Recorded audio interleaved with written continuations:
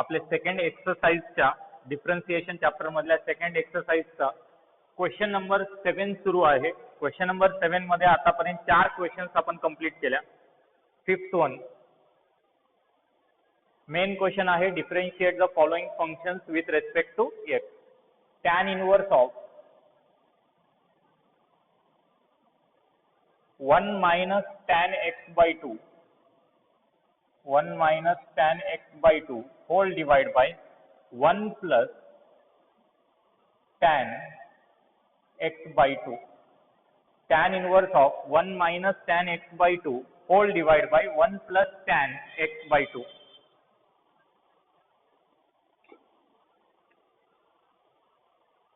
Let y equal to tan inverse of 1 minus tan x by 2 whole divided by 1 plus tan x by 2. tan inverse of एवढा मोठा term आपण f of x consider करून solve केला तर थोडं tough जाते. त्याच्याऐवजी कोणतं इथं ट्रिग्नोमेट्रिक टर्म येते किंवा कोणता फॉर्म्युला युटिलाइज होते का आपण बघू. न्यूमरेटर मध्ये मायनस आहे, डिनॉमिनेटर मध्ये प्लस आहे. याचा अर्थ या जागी tan in angle a minus b चा फॉर्म्युला यूज होऊ शकते. tan in angle a plus b चा फॉर्म्युला आपल्याकडे अवेलेबल आहे आणि a मायनस b चा पण आहे. tan in angle a plus b चा फॉर्म्युला येते tan a plus tan b whole divide by 1 minus tan a into tan b. tan in angle a minus b चा पण formula available आहे. tan a minus tan b whole divide by 1 plus tan a into tan b. 1 plus tan a into tan b. Second formula इथं योग्य राहील. Numerator मध्ये minus आहे, denominator मध्ये plus आहे. मी या 1 च्या जागी काही पुट करणार नाही. या 1 च्या जागी आणि इथं जे tan x by 2 आहे या जागी 1 into tan x by 2 लिहिल्याने काही फरक पडेल का. 1 मल्टिप्लिकेशन मध्ये 1 ला काही किंमत नसते. 1 into tan x by 2 लिहितो. आता या 1 च्या जागी या 1 च्या जागी आपल्याला माहित आहे tan 45 डिग्रीचा आन्सर 1 राहते. tan 45 डिग्री म्हणजे tan pi by 4 ची किंमत 1 येते. म्हणजे 1 च्या जागी मी tan pi by 4 पुट करू शकतो. या दोन 1 च्या जागी पुट करतो आणि हे जशाच तसं ठेवतो कारण फॉर्म्युलेच्या स्ट्रक्चर मध्ये आपल्याला हे व्हॅल्यू आणायचं आहे. ते होईल y equal to tan inverse of tan pi by 4 minus tan x by 2 whole divide by 1 plus tan pi by 4 into tan x by 2. हे आता फॉर्म्युलेच्या स्ट्रक्चर मध्ये व्हॅल्यू आली. tan a minus tan b whole divide by 1 plus tan a into tan b. या जागी आपण tan in angle a minus b ची किंमत put करू शकता, फॉर्म्युला पुट करू शकता.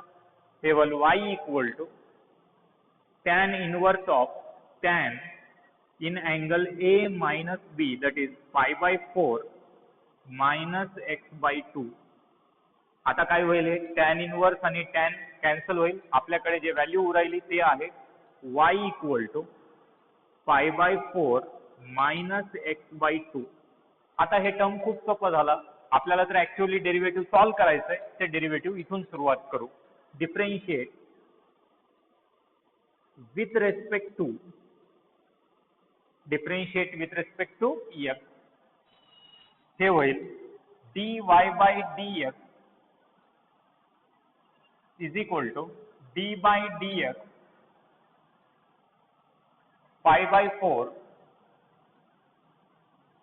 minus x by 2 whole power 1 आहे.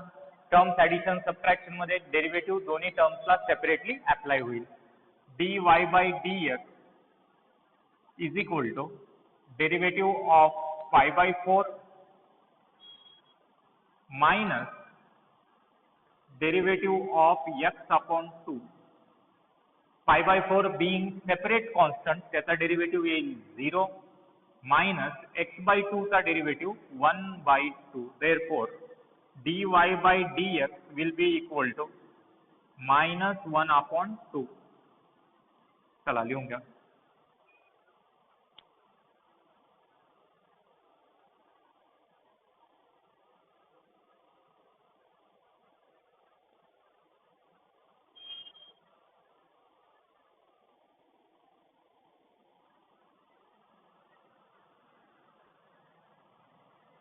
नेक्स्ट क्वेश्चन, क्वेश्चन नंबर 7 चा 6th वन. अजूनही वेळ गेलेला नाही.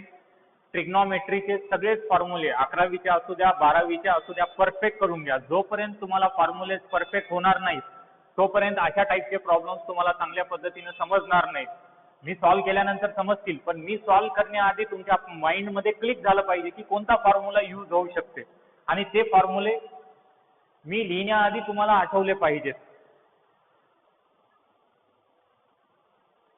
Cosec inverse of 1 upon cosec inverse of 1 upon 4 cos cube 2x 4 cos cube 2x minus 3 cos 2x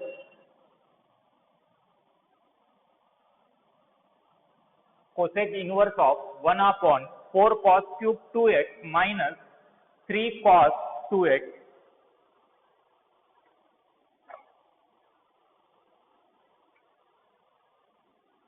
आता एवढा मोठा term cosec inverse of F of x दिलंय, याचा अर्थ 100% असाच ट्रिग्नॉमेट्रीचा फॉर्म्युला काही ना काही तिथे इम्प्लिमेंट होते. आणि ज्या विद्यार्थ्यांना फॉर्म्युला पाठ आहे त्यांना क्लिकी झाला असेल कोणता फॉर्म्युला यूज करायचा आहे तिथे.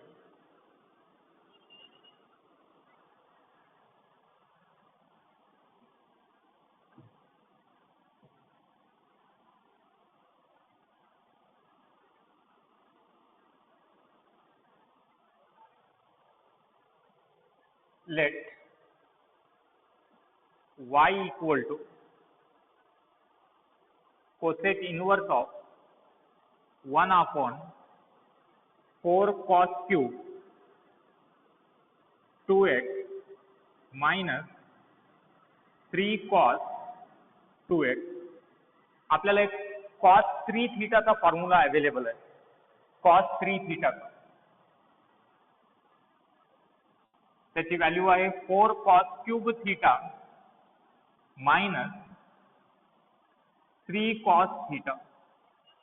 आता आपण रिव्हर्स बघू. 4 cos cube theta minus 3 cos theta अशी जर व्हॅल्यू असेल तर आपण cos 3 थीटा लिहिता, म्हणजे थीटाच्या जागी काय आहे इथं 2x आहे. 3 थीटा म्हणजे काय येते 6x येते. ते होईल y equal to cosec inverse of 1 upon, compare करू शकता, थीटाच्या जागी इथं 2x आहे.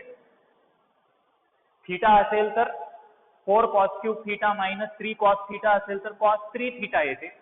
तर इथं थीटाच्या जागी 2x आहे, तर 3 थीटाच्या ऐवजी त्या जागी येईल cos 6x. cos काय येते 6x.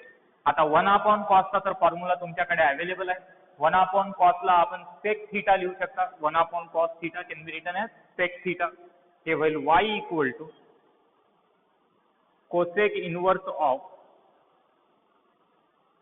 sec 6x. आता कोसेक इनवर्स आणि sec तर आपण कॅन्सल करू शकणार. sec ला आपण अलाइड अँगल फॉर्म्युला यूज करून sec ला आपण कोसेक मध्ये कन्वर्जन करू शकता. आणि फॉर्म्युले अलाइड अँगलचे फर्स्ट क्वाड्रंट मधले π/2 मायनस तेच यूज करायचं, जेणेकरून सगळे आन्सर्स आपल्याला पॉझिटिव्ह येतात. साइनचं काही कन्फ्युजन राहणार नाही. कोसेक π/2 मायनस थीटा जर असेल, π/2 चा ऑड मल्टिपल कोसेकचं कन्वर्जन सेक, आणि फर्स्ट क्वाड्रंट मध्ये कोसेक पॉझिटिव्ह राहते, जे काय आन्सर येईल ते positive.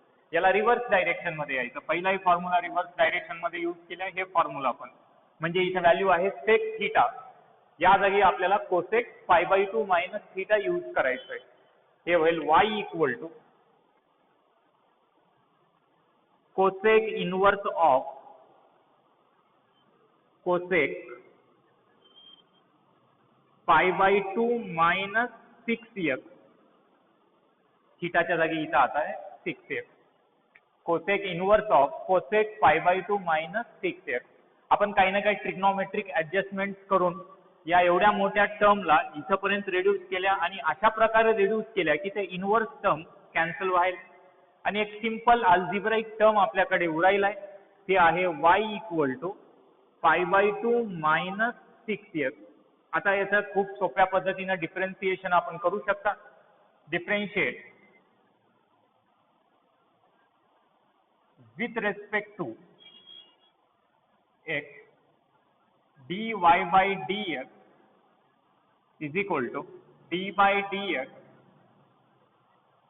π/2 minus 6x π/2 minus 6x. Derivative मध्ये इम्प्लिमेंट होते आणि ऍडिशन सबट्रॅक्शन मध्ये असल्यामुळे टर्म्स दोन्ही व्हॅल्यूजला सेपरेटली अप्लाय होईल. dy by dx is equal to derivative of π/2 minus derivative of 6x. π/2 being separate constant, derivative 0 minus इथं constant multiplied by variable. constant 6 बाहेर x चा